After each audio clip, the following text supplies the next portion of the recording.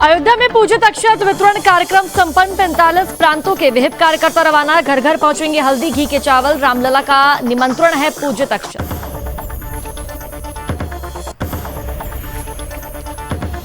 लखीमपुर खीरी में लड़की की मौत के बाद एक्शन। लव जिहाद और रेप के आरोपी के घर पर चला बुलडोजर। विधायक ने पीड़ित परिवार को दिया आश्वासन। किशोरी के शव का कराया गया अंतिम संस्कार।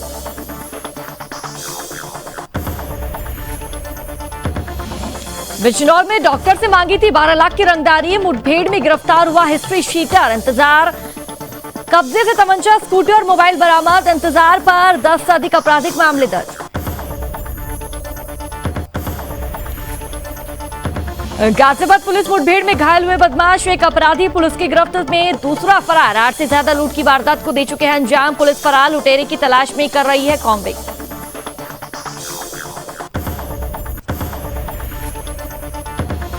पर्यटकों के लिए शुरू हुई होप ऑन होप ऑफ बसें। I love Agra selfie point से बसों का शुभारंभ। स्मारक देखने के लिए नहीं होगा भटकना। 250 रुपए में एसी बस में करिए सफर।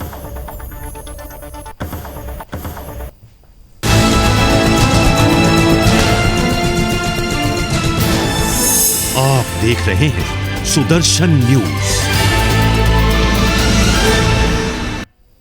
नमस्कार, आप देख रहे हैं सुदर्शन न्यूज। मैं हूं आपके साथ शिखा राणा। तो चलिए बुलेटिन की शुरुआत करते हैं बड़ी जानकारी, बड़ी खबरों के साथ। देखिए खबर उत्तर प्रदेश के अयोध्या से सामने आ रही है, जहां अयोध्या में रामलला के प्राण प्रतिष्ठा महोत्सव को दिव्यता प्रदान करने के लिए श्री राम मंदिर ट्रस्ट द्वारा अक्षत पूजन कार्यक्रम का आयोजन किया गया। पूजित अक्षत वीएचपी के द्वारा 45 प्रांतों की इकाइयों को भेजा गया। और आपको बता दें कि देश के मठ, मंदिर और राम भक्तों के पास हर घर पहुंचेगा, जिसके लिए क्षेत्रवासी आसपास के मठ मंदिरों में धार्मिक अनुष्ठान के साथ प्राण प्रतिष्ठा के समय विराजमान होकर विग्रह की आरती व भंडारे का आयोजन करेंगे। तो वहीं महासचिव चंपत राय ने कहा कि 1 जनवरी से 15 जनवरी तक पूजित अक्षत यानी कि पीले चावल सौंप कर विहिप कार्यकर्ता 22 जनवरी को भगवान श्री राम की प्राण प्रतिष्ठा को भव्य बनाने के लिए निवेदन करेंगे। यह प्राण प्रतिष्ठा महोत्सव में शामिल होने का नहीं, बल्कि अपने घर के निकट देव स्थान में इस महोत्सव को मनाने का निमंत्रण है। और प्राण प्रतिष्ठा के पश्चात भक्तजन सुविधा अनुसार दर्शन के लिए आ सकते हैं।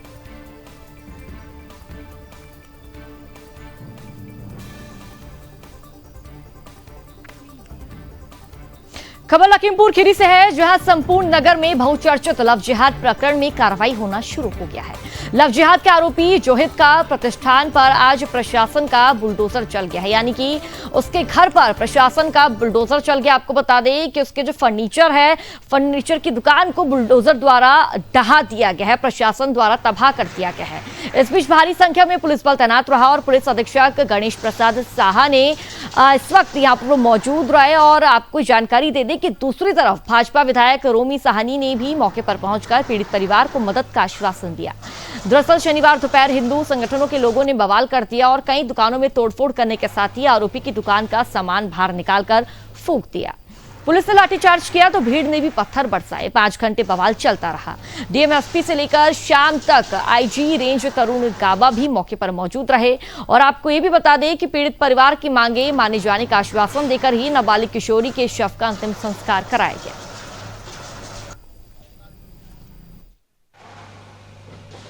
देखिए, ये दिल दहला देने वाला कांड है और इसमें सख्त से सख्त कार्रवाई होगी। जो लोग इस कृत्य में शामिल हैं, किसी प्रकार की कोई इसमें रियायत नहीं बरती जाएगी। और ये पूरा मामला मुख्यमंत्री जी के संज्ञान में है और पीड़ित पक्ष की पूरी मदद की जाएगी। किसी प्रकार से जो भी जिन लोगों ने लापरवाही की होगी, उनके खिलाफ सख्त कार्रवाई होगी।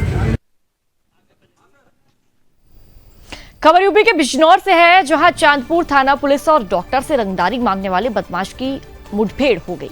इसमें एक बदमाश इंतजार गोली लगने के बाद घायल हो गया, जिसे गिरफ्तार कर लिया गया।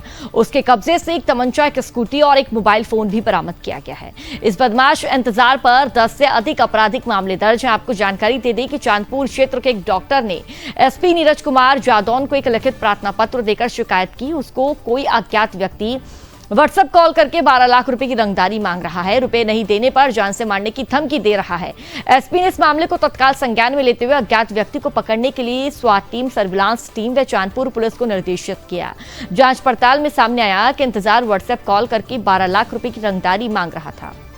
फिलहाल पुलिस ने मामला दर्ज कर लिया और आगे की जो कार्रवाई है वो पुलिस प्रशासन द्वारा की जा रही है।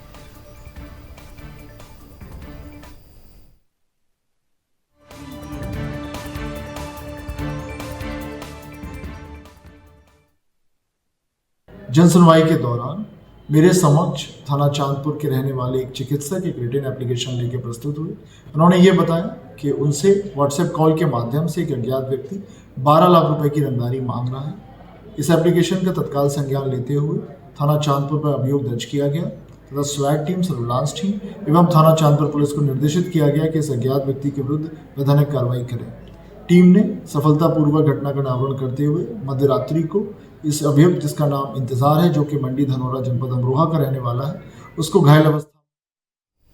खबर गाजियाबाद के लोनी से है, जहां शनिवार रात को पुलिस और बदमाशों के बीच मुठभेड़ हो गई। गोली लगने से घायल एक लुटेरे को पुलिस ने गिरफ्तार कर लिया।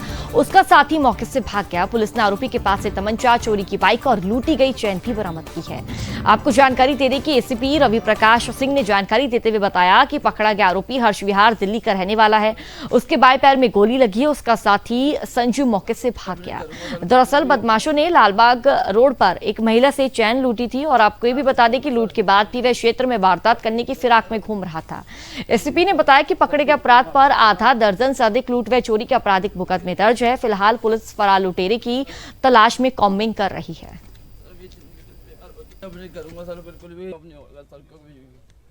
थाना लोनी बॉर्डर के लालबाग चौकी क्षेत्र में एक महिला के साथ चेन स्नैचिंग की घटना कारित की गई थी।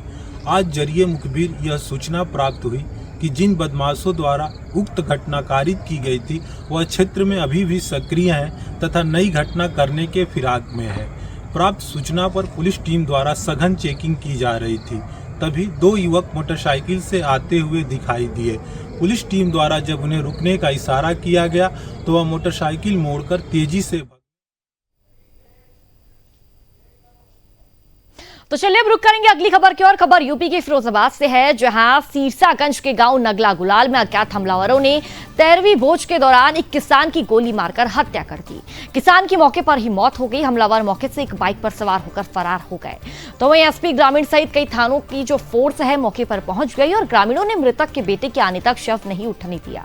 करीब 3 घंटे के बाद शव को पोस्टमार्टम के लिए भेजा गया।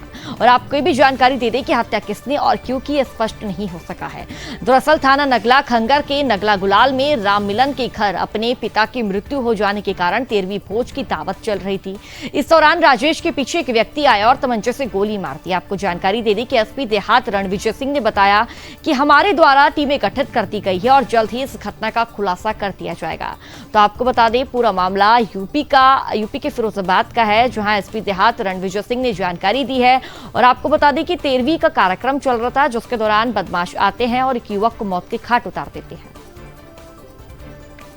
और ये जानकारी भी आपको दे दें कि एसपी देहात रणविजय सिंह ने जानकारी देते हुए कहा कि इसके लिए टीमें गठित कर दी गई है। लगातार इस पूरे मामले में जांच पड़ताल चल रही है। वहाँ से एक सूचना यहाँ के एसएचओ को मिली कि वहाँ पर एक व्यक्ति को गोली मार दी गई है। सूचना पर तत्काल, चूँकि गांव थाने से बहुत नज़दीक है, विद इन नो टाइम वहाँ पे एसएचओ अपनी टीम के साथ पहुँच गए और बाकी आसपास के थाने की फोर्स भी वहाँ पहुँची। हमारी एफएसएल और डॉग स्क्वाड की टीम भी वहाँ पहुँच गई। वहाँ पर जाने पर पता चला कि वहाँ पर एक गांव में कोई दावत थी। उसमें काफ़ी लोग एक व्यक्ति के यहाँ गए थे और वहाँ उपस्थित भी थे। उन्हीं घर के पास ही ये भी उस दावत में शामिल होने जा रहे थे। यूपी के चंदौली से सामने आ रही है, जहां योजनाओं में खुलेआम धज्जियां योजनाओं की उड़ाई जा रही है। और आपको बता दें कि नाली निर्माण कार्य में 2M दर्जे की ईंट और घटिया सामग्री का प्रयोग धड़ल्ले से किया जा रहा है। तो वही सुदर्शन न्यूज चैनल टीम की ग्राउंड रिपोर्टिंग में चंदौली नगर पंचायत के वार्ड नंबर 12 में चेयरमैन की देखरेख में ठेकेदार द्वारा नगर की जनता के लिए नाली निर्माण का कार्य लगातार किया जा रहा है। कार्य का निर्माण कर रहे राजकीय मिस्त्री भी इस नाली की अवधि नहीं बता पा रही है। दरअसल पहले भी सयादुराजा नगर पंचायत में भी नाली निर्माण में भ्रष्टाचार का एक मामला सामने आया था। सुदर्शन न्यूज चैनल की खबर के बाद यहां तो कार्य अधिशासी अधिकारी के निर्देश पर रोक दिया गया, लेकिन सरकारी चंदौली नगर पंचायत में भी नाली निर्माण कार्य में घोटाले की राह अपना ली है। अब यह देखना होगा कि संबंधित अधिकारी और जिलाधिकारी इस कार्रवाई पर आखिरकार क्या करते हैं।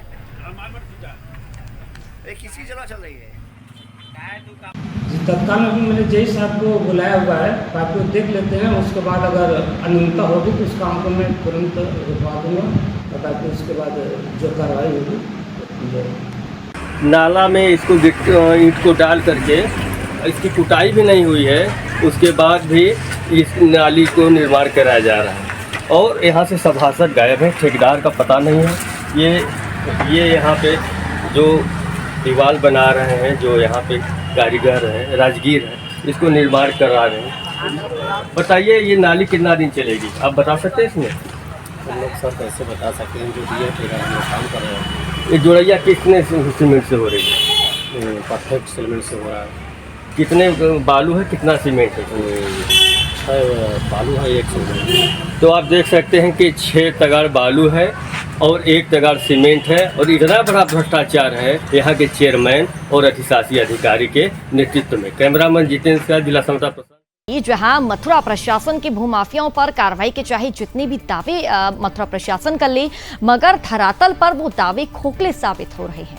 मथुरा में भूमाफिया और दबंगों के द्वारा उत्पीड़न के लगातार मामले सामने आ रहे हैं।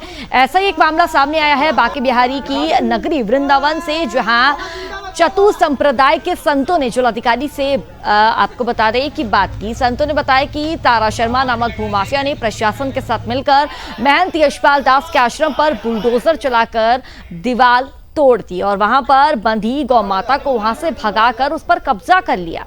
उन्होंने बगैर नोटिस और सूचना के भूमाफिया एक साथ आतंके। और आपको बता दें कि गुंडों ने संतों को घसीट कर मारा और पुलिस मूक दर्शक बनकर इस पूरे मामले को, इस पूरे प्रकरण को देखती रही। इन्वेस्टमेंट को लेकर के संत समाज के लोग आज उससे मिले, अपने कपड़े प्रस्तुत किए गए हैं। लेकिन इन्वेस्टमेंट हटाने की कार्रवाई की गई है।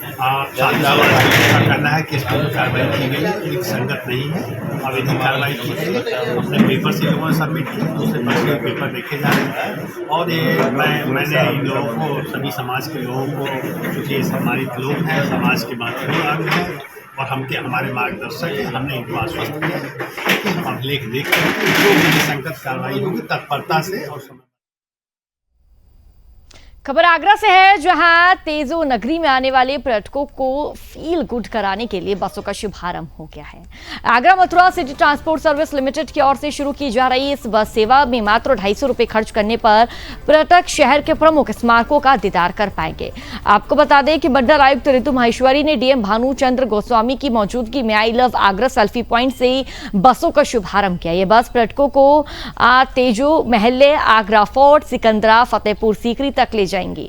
तो वहीं अलग अलग स्मारकों पर जाने के लिए पर्यटकों को भटकना नहीं पड़ेगा। अत्याधुनिक सुविधाओं से लैस इन इलेक्ट्रिक बसों के दरवाजे स्वचालित हैं और आपको ये भी जानकारी दे दें कि वातानुकूलित इन बसों में जीपीएस कैमरे, लाइव ट्रैकिंग, चलो ऐप जैसी सुविधाएं भी मौजूद है।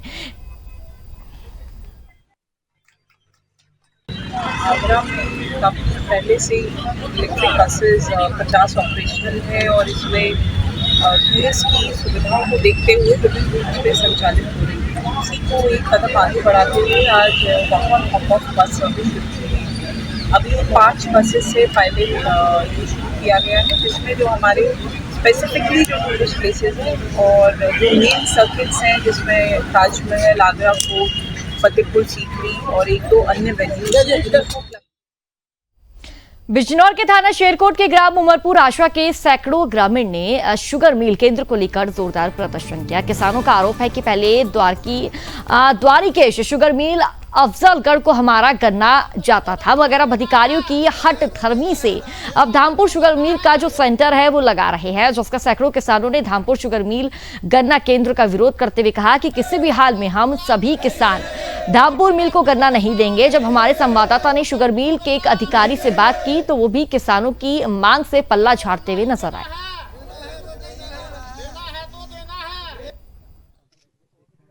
देखिए, ये हमारे सामने किसानों की बहुत तकलीफ समस्या है। धामपुर मिल को ज़बरदस्ती यहाँ कांटा लगा रहे हैं और ये 5% पर अपने कांटे को बांधते हैं। और द्वारिका केस अफजलगढ़, उसमें हमारा गन्ना जा रहा था और अब हम उसी को देने के इच्छुक हैं और उसी में गन्ना देंगे, क्योंकि वहाँ अपना बहुत बढ़िया हिसाब है उनका। गन्ना खरीदते हैं बढ़िया, तोली बढ़िया करते हैं, 0% पर कांटा। खबर मध्य प्रदेश के ग्वालियर से है, जहां केंद्रीय गृह मंत्री अमित शाह ने कांग्रेस पर जमकर हमला बोला है। उन्होंने कहा कि सोनिया गांधी अपने को प्रधानमंत्री और कमलनाथ अपने बेटे को मुख्यमंत्री बनाना चाहते हैं और प्रदेश का क्या कल्याण करेंगे, ये सोनिया गांधी कहती हुई नजर आई हैं। और आपको जानकारी दे दें कि दरअसल ग्वालियर में हजीरा स्थित इंटक मैदान में एक चुनावी सभा को संबोधित करते हुए अमित शाह ने कहा कि भाजपा का विकास की और कांग्रेस जातिवाद की राजनीति करती है। इतना ही नहीं, अमित शाह ने आगे कहा कि आने अपने बच्चों का कल्याण चाहने वाले प्रदेश का कल्याण कैसे करेंगे, ये काम सिर्फ बीजेपी की डबल इंजन की सरकार ही कर सकती है। हम सबके लोकप्रिय प्रदेश का विकास अगर कोई से कर सकता है तो मोदी जी के नेतृत्व में केवल और केवल भारतीय जनता पार्टी कर सकती है। देश को सुरक्षित कोई कर सकता है तो केवल और केवल नरेंद्र मोदी जी कर सकते हैं। देश को दुनिया में तीसरे नंबर की अर्थव्यवस्था अगर कोई बना सकता है तो केवल और केवल नरेंद्र मोदी जी बना सकते हैं। और इसके साथ साथ परिवारवादी राजनीति को कोई समाप्त कर सकता है तो केवल और केवल नरेंद्र मोदी जी कर सकते हैं। नरेंद्र मोदी, मुझे बताओ ग्वालियर वालों, 2024 में मोदी जी को प्रधानमंत्री बनाओगे? जरा जोर से बोलो, बनाओगे? प्रद्युमन जी को जिताओगे? कमल के निशान पर बटन दबाओगे? तो चलिए फिलहाल इस बुलेटिन में इतना ही। देश और दुनिया से जुड़ी बड़ी खबरों को देखने के लिए आप सुदर्शन न्यूज देखते रहिए। जय हिंद। आप देख रहे हैं सुदर्शन न्यूज।